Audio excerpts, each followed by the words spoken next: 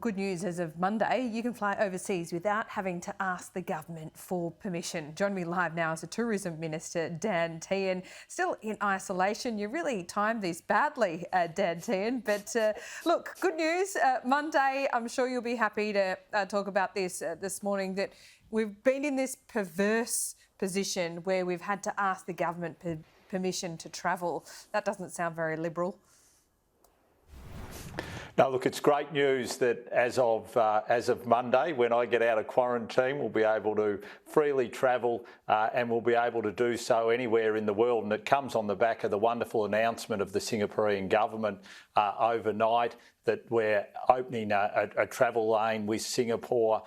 So that opens up a wide array of opportunities for us to be able to travel. So it's all good news, and it shows that the national plan that was set out by National Cabinet is working.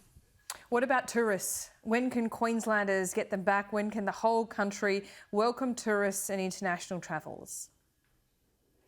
Well, obviously we've got to work with state and territories on that, but I hope we'll see more positive news over the coming weeks. Obviously, next cab off the rank is international students, our working holiday visa makers and our agricultural workforce.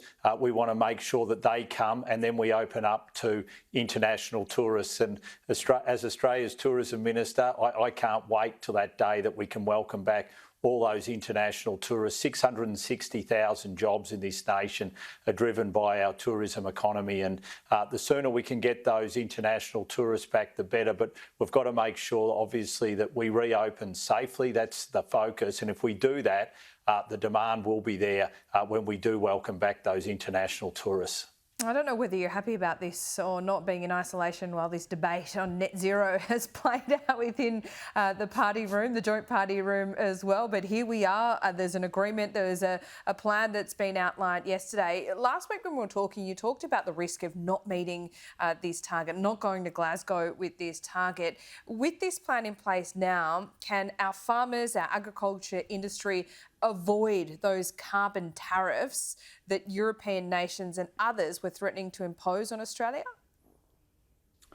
Well, look, we obviously have to be at the table to make sure that those tariffs aren't put in place, and the fact that we're taking that commitment to net zero, I think, is really important in being able for us to be able to do that.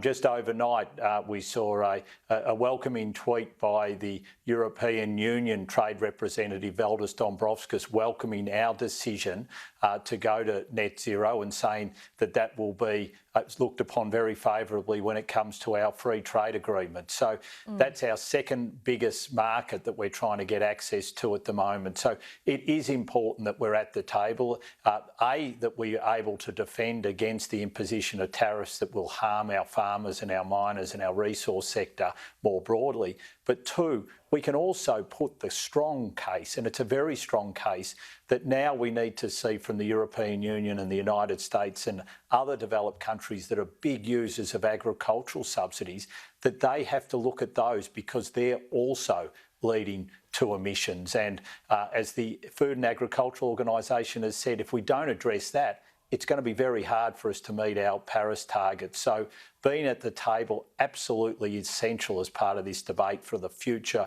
of our economy.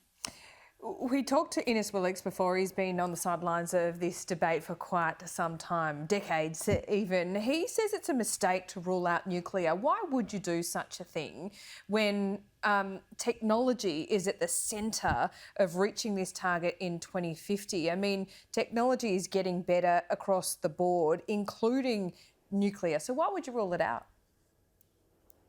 Well, we've said we'd be happy to have that debate on a bipartisan basis. What we don't want to do is get bogged down in some political debate on nuclear, which isn't going to achieve anything. It would need bipartisan support, and that's what we've said. And in the meantime, we're going to get on with the raft of other technologies that will drive the change that's needed. Hydrogen, obviously carbon into soils, these types of technology that we know that will get us there to net zero by 2050. So obviously if the opposition want to have a discussion around nuclear in a bipartisan basis, that's something that we could consider. But until we can get there, we've just got to look at all the other alternative options that are available to us, and that's what we're doing. All right, well, good luck when you get out on Monday. Thanks, Laura. Pleasure to be with you. Dan Tehan there, live from isolation still.